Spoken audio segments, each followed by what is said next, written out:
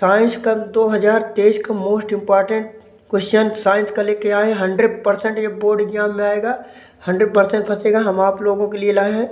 अगर आपको वीडियो अच्छा लगता है तो लाइक करिए, सब्सक्राइब करिए और शेयर करिए। हाँ, कमेंट में ज़रूर बताइए। अगर कुछ आप नया पढ़ना चाहते हैं तो कमेंट में ज़रूर बताइएगा।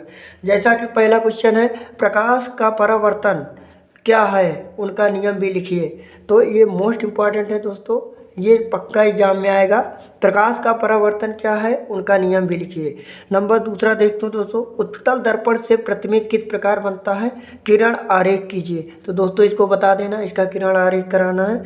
उसके बाद क्वेश्चन नंबर 3 कह रहा है, क्रांतिक कोण से आप क्या समझते हैं। यह भी मोस्ट इम्पॉर्टेंट है दोस्तों, ये पक्का एग्जाम में आएगा। तो क्रांतिक कोण से आप क्या समझते हैं, इसको आप तैयार कर लीजिएगा। और क्वेश्चन नंबर 4 है, दूरदृष्टि दोष के कारण तथा निवारण लिखिए। दूरदृष्टि दोष के कारण और निवारण भी लिखना है। उसके कारण क्यों होता है दूरदृष्टि दोष और उसका निवारण क्या है। उसके बाद क्वेश्चन नंबर है 5, निकट दृष्टि दोष के कारण तथा निवारण लिखिए। निकट दृष्टि दोष भी आपको मोस्ट इम्पॉर्टेंट है। उसके बाद मानव नेत्र से, क्वेश्चन नंबर 6 है, मानव नेत्र से आप क्या समझते हैं, उनके भाग लिखिए। और ये भी मोस्ट इम्पॉर्टेंट है स्टूडेंट। और क्वेश्चन नंबर 7, प्रकाश का वर्ण विक्षेपण क्या है, उदाहरण देकर समझाइए। यह भी मोस्ट इम्पॉर्टेंट है, प्रकाश का वर्ण विक्षेपण क्या है, उदाहरण देकर समझाइए।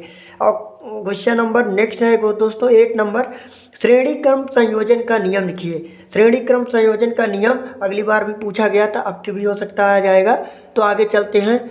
उसके बाद दोस्तों है आपका समांतर क्रम। समांतर क्रम संयोजन क्या है, समांतर क्रम संयोजन के बारे में लिखना है। तो समांतर क्रम संयोजन का नियम लिखिए। ये हो गया। क्वेश्चन नंबर 10 है, ओम के नियम क्या है, सत्यापन कीजिए। ओम का नियम ये भी हर साल आता है।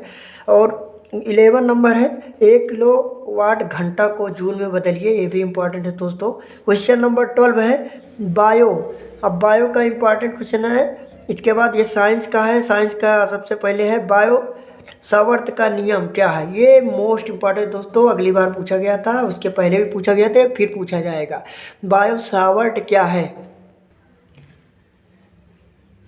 तो दोस्तों क्वेश्चन नंबर 12 है, बायो सावर्त का नियम क्या है। ये मोस्ट इम्पॉर्टेंट है दोस्तों, ये पक्का आएगा। उसके बाद क्वेश्चन नंबर 13 है, फ्लेमिंग के दाएं तथा बाएं हाथ का नियम लिखिए। इसको दोस्तों आप लोग तैयार कर लीजिएगा।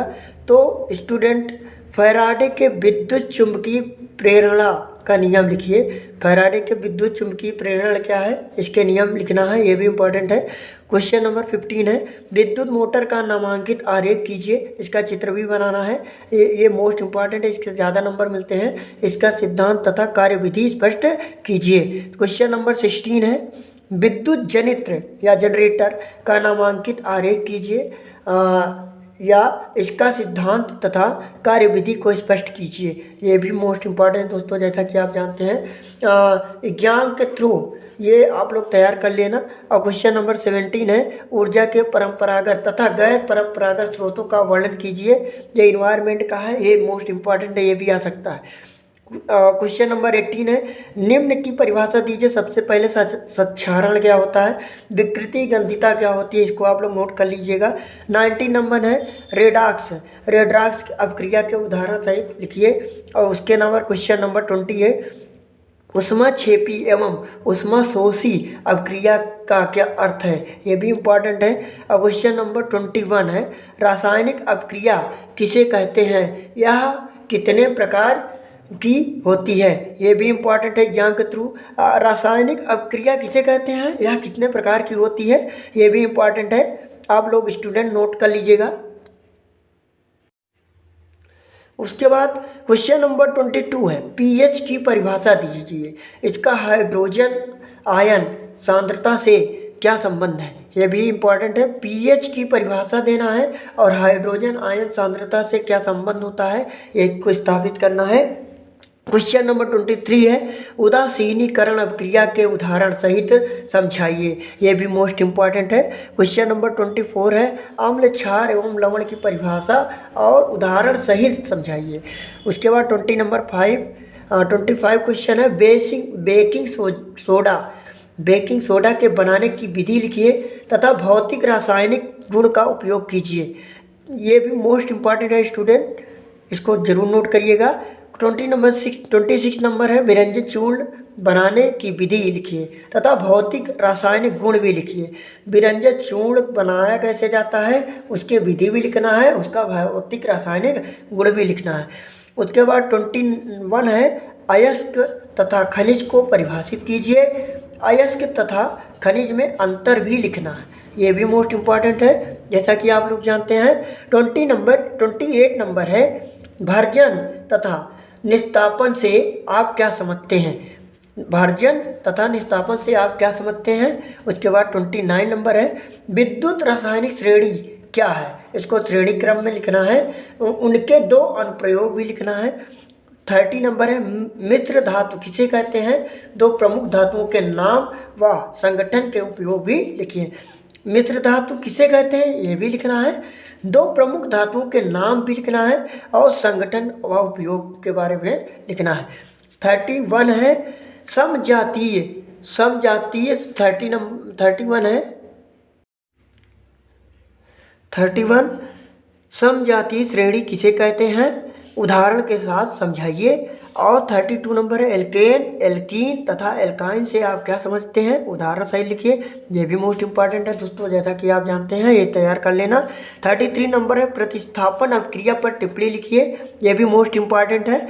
उसके बाद 34 नंबर है साबुनीकरण पर संक्षिप्त टिप्पणी लिखिए। साबुनीकरण मतलब साबुन कैसे बनाया जाता है इसके बारे में वर्णन करना है। और 35 नंबर है निम्न पर टिप्पणी लिखिए। सबसे पहले एस्टीकरण के बारे में लिखना है, सिमट अपक्रिया क्या होती है और किण्वन की अपक्रिया दूध से दही बनना कैसे होता है इसके बारे में बताना है। और 4 नंबर है मिसेल के बारे में लिखना है, ये भी मोस्ट इम्पॉर्टेंट है। इसके बाद स्टूडेंट 36 नंबर है मेंडलीव का आवर्त नियम लिखिए, मोस्ट इंपॉर्टेंट है बायोलॉजी का, ये हर बार पूछता रहता है। मेंडलीव का आवर्त नियम भी लिखिए। मेंडलीव ने कैसे मटर के दानों पर खोज किया था, तो इसके प्रथम पीढ़ी द्वितीय पीढ़ी और कैसे संकरण करा के द्वितीय पीढ़ी में 4 प्रकार के मटर के दाने पाए गए थे, इसके बारे में आपको बताना है।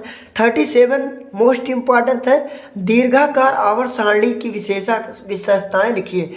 दीर्घाकार आवर्त सारणी की विशेषताएं लिखिए। और 38 नंबर है मेंडलीव के आवर्त सारणी के लाभ तथा हानि लिखिए, ये भी मोस्ट इम्पॉर्टेंट है। आशा करता हूँ आप लोग को बहुत ये इम्पॉर्टेंट लगा होगा। अगर आपको ये इम्पॉर्टेंट लगता है तो इसको वीडियो को लाइक करिए, सब्सक्राइब करिए और शेयर करिए। हाँ, अगर और आपको कुछ पढ़ना है तो आप कमेंट करिए, हम आपका वीडियो ज़रूर लाएंगे। हाँ, मिश्रा औद्योगिक संस्थान में आपका फिर से एक बार स्वागत है। जय हिंद।